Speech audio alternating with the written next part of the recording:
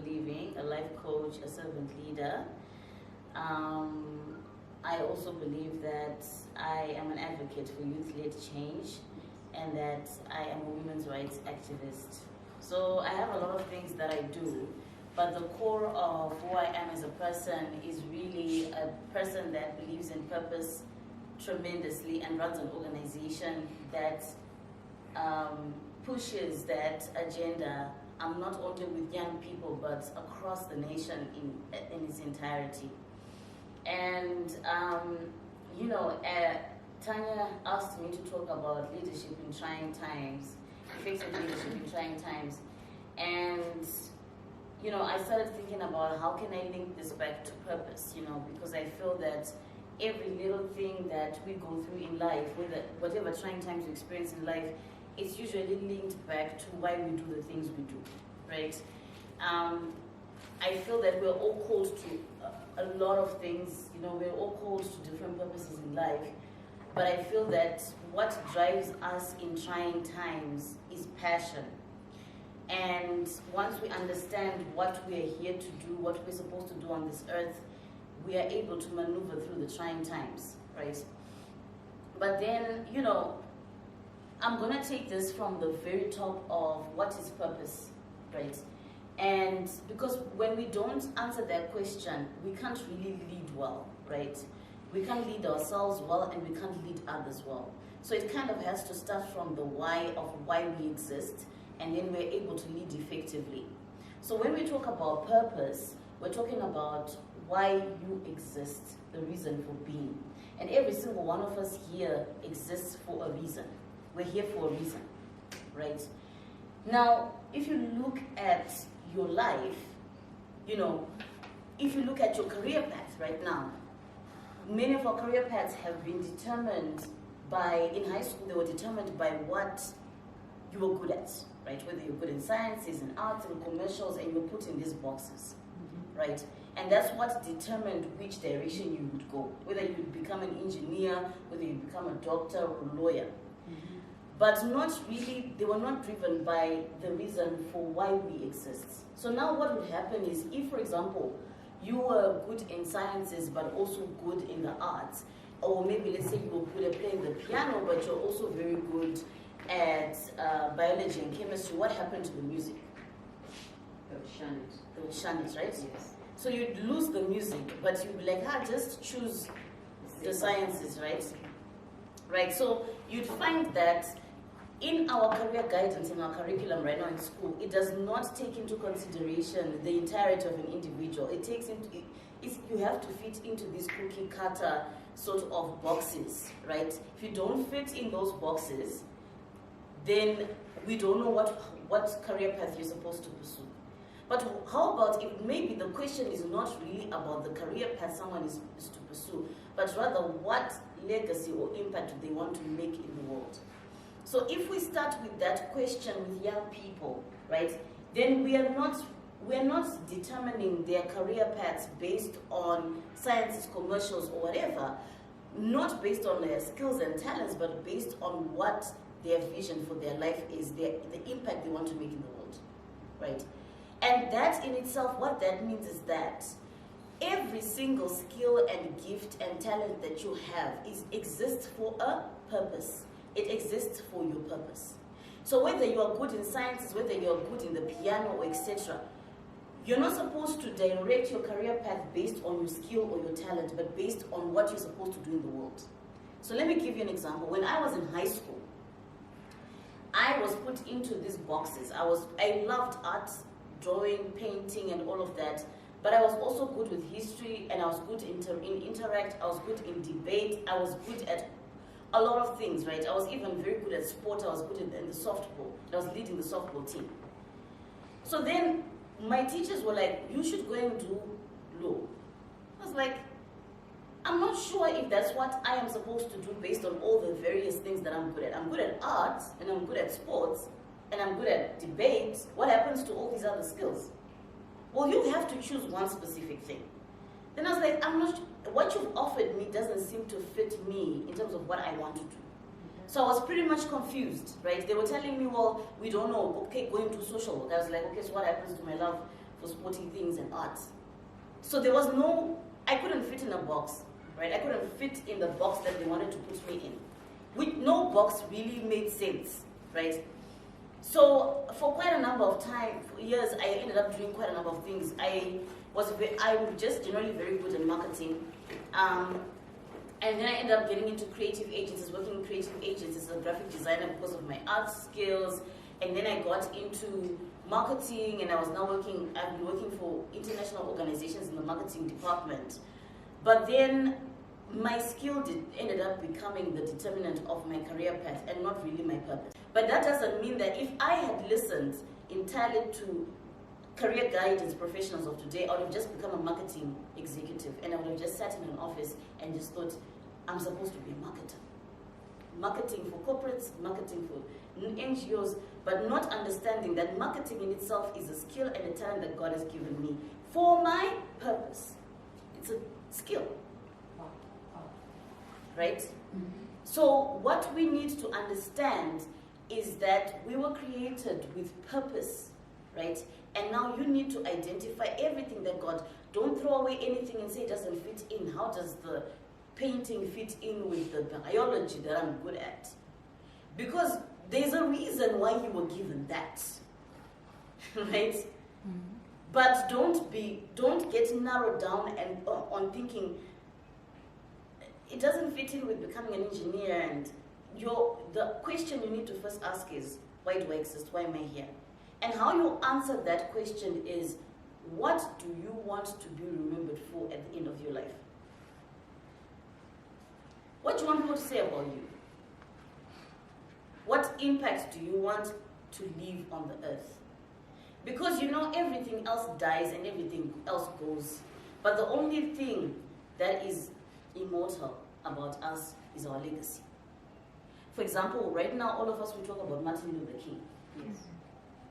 We never met the man. We never saw him in person. We don't know what he even really looks like, what he looked like in real life. We just know pictures.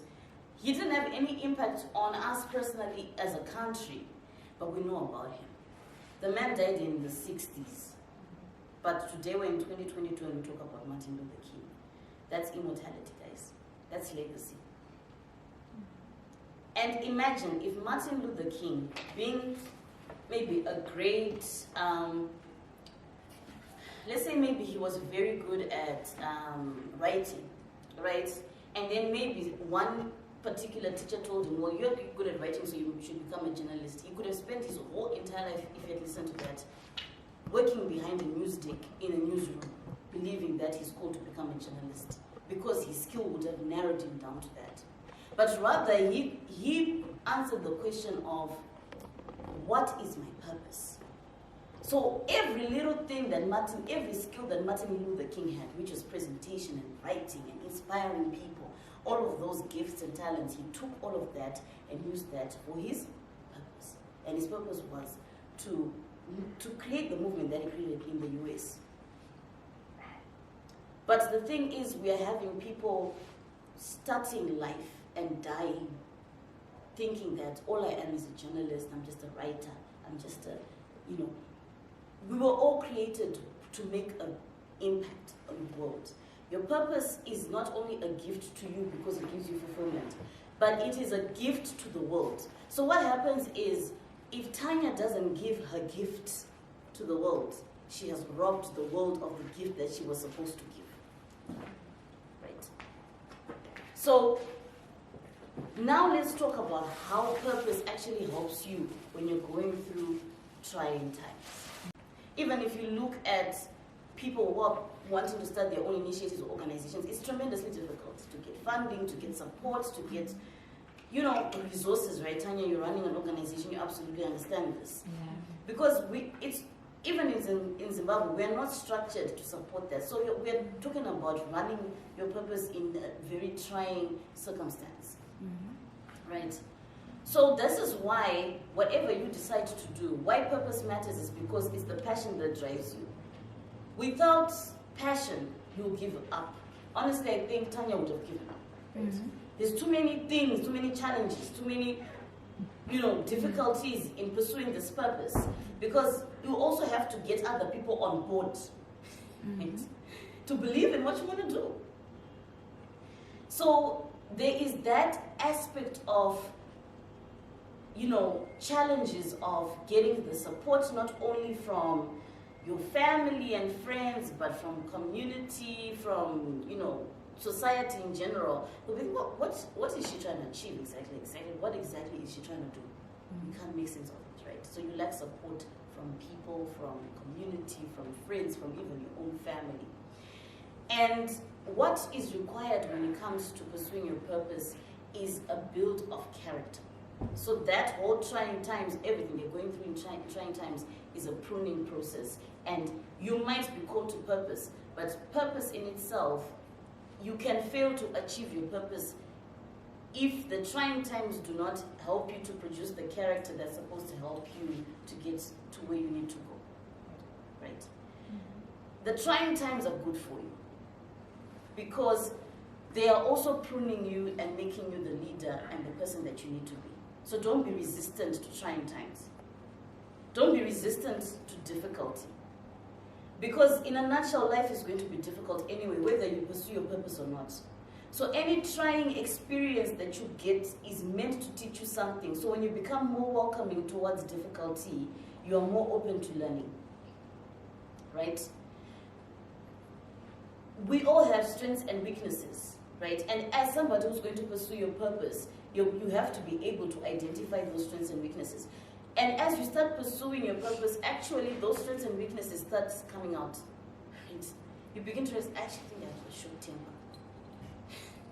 I think that I actually have got a difficulty managing money. You begin to see the weaknesses.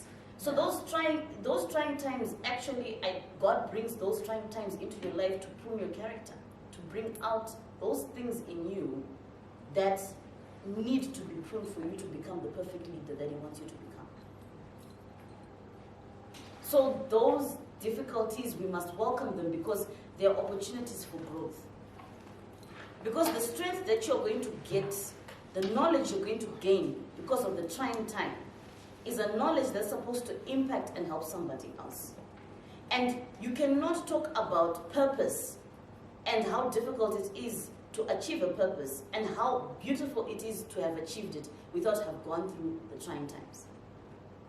Because, for example, Tanya cannot come and talk about how you can run an organization without her knowing how difficult it is to run it.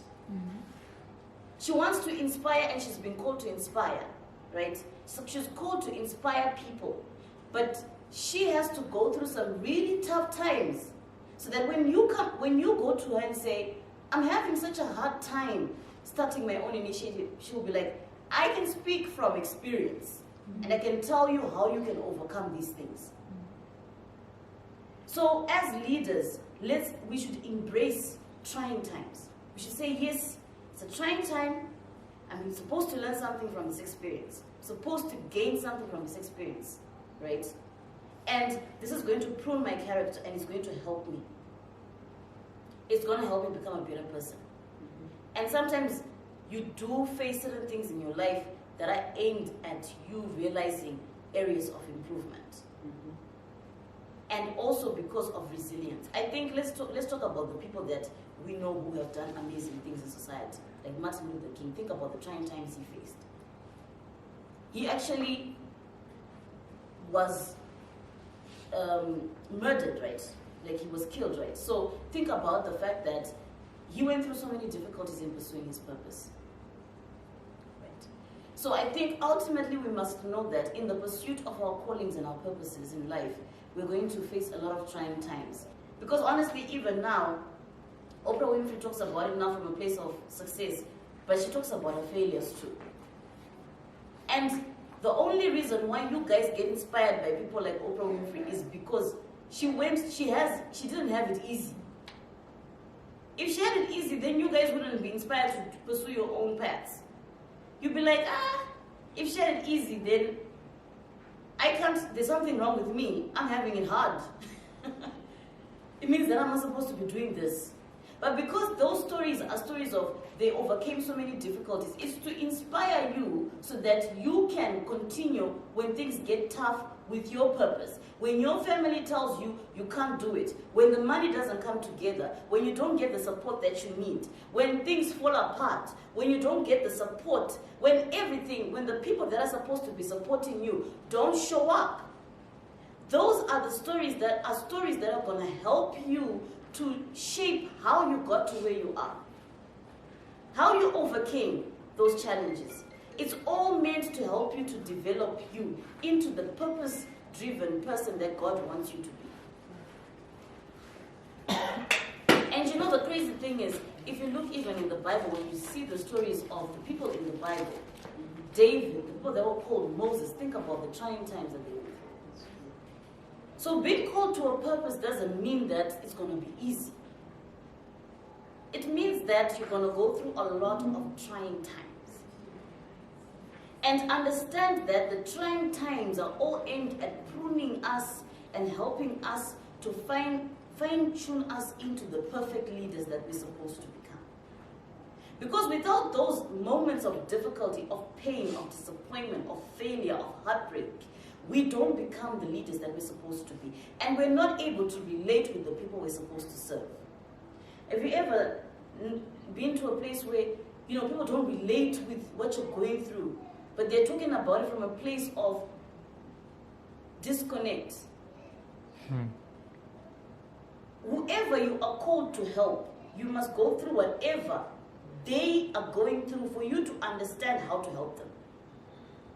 Right? This is why sometimes it's so difficult for people to say, this person was born with a silver spoon in their mouth. How can they talk to me about running a business when I grew up in a low-income community?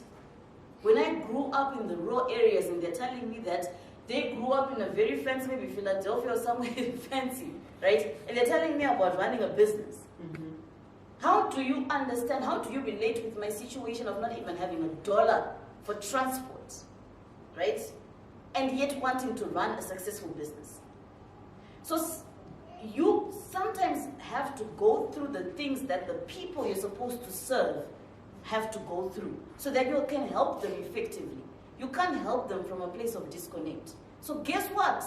God is going to bring those challenges into your life so that on the day that you're supposed to speak to someone, you're going to speak powerfully. And because you're not speaking from a place of abstract inspiration, you're speaking from experience. That I went through this, guys. I know how much this sucks. But let me tell you how I got myself out of it. Let me tell you how I navigated this. Let me tell you how I became this woman. And it's like many of us, when we look at Tanya and all the amazing things she's doing, there are things that she's gone through. Right? There are things that she has been going through and that she has gone through that today she will tell you, I went through this and I went through that and I'm still going through this and I'm still going through that. So I can tell you and I can explain to you how you navigate this, because I didn't just hear about it. I didn't just hear about this experience. I went through the experience. And we're talking about leaders being attacked not only on a professional level, but on a personal level, right? So your personal life is attacked. Your professional life is attacked. So literally everything about you is tried and tested to the max. Everything about your life is tried and tested to the max because it is all meant to prune you. I remember there was a time when I was going through some trying times and I listened to this inspirational speaker on YouTube. And she said that everything that's happening in your life right now is not happening to you but for you. It's not happening to you but for you. Meaning that it's for your own benefit. It's for your own growth. It's for those things that need to be dealt with internally when it comes to your personality and your character, for them to be fine-tuned. What is the lesson? What is the lesson that I'm learning from this experience? If you get stuck on the difficulty of it, you won't be able to go past it. You have to actually try and look at, what am I supposed to learn from this? What does this situation reveal about my personality and my character? What areas of improvement do I need to work on? Do I lack boundaries with people? Am I a people pleaser? What are the things that are causing these issues, right, in your life? Because as much as we're called to purpose, we have to work on our character. And working on character is not easy, but we need to do it. And why I'm saying that you can be attacked on a personal level and a professional level is because the personal can actually be the reason why you fail as a leader. You know, I'm always telling people that when we're talking about, when we go to church, we're always talking about how we should know the enemy, the devil. He comes to kill, to steal, and destroy. But there's a saying, there's a Japanese saying that says that to know yourself, to know your enemy is good, but what is greater is to know yourself. Because when you know yourself, there is nothing that any enemy can use against you. The reason why the enemy gets away with what he gets away with when it comes to you is because you don't know yourself. The minute you sit down with yourself and you understand yourself and you say, I have a problem with, I don't have boundaries. I'm a people pleaser. So guess what? The enemy knows that you're a people pleaser. The enemy knows that you lack boundaries. But you don't know it because you've never sat with yourself long enough for you to do an introspection and understand where your weaknesses lie.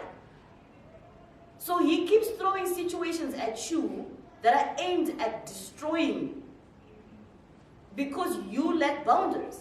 But the minute you realize that this issue keeps happening to me because of, there's something that I am not fixing up in terms of my character, my personality. If I'm able to identify where the weakness is, then I have overcome the enemy. Because the enemy really works through your decision making. How you make decisions, right? So let me give you an example. We're talking about the Bible, and David, for example, was a great man. He did amazing things. But his personal life, that personal life almost destroyed his whole entire life, right? As a leader, as a king. Because there was a weakness that he had. And because he did not sit down with himself long enough to identify where the weaknesses are, the enemy knew where the weakness was. And the enemy manipulated that weakness to bring him down. Even if we talk about Samson in the Bible, the enemy knew Samson's weakness, but he didn't realize what his weakness was. But because he never sat down with himself long enough to be able to do a self-assessment of where his strengths and his weaknesses were, because we thank God for his grace, but he failed at some point because of that. So you need to, as a leader, don't just think that the weaknesses are on the professional side. They are also on the personal side.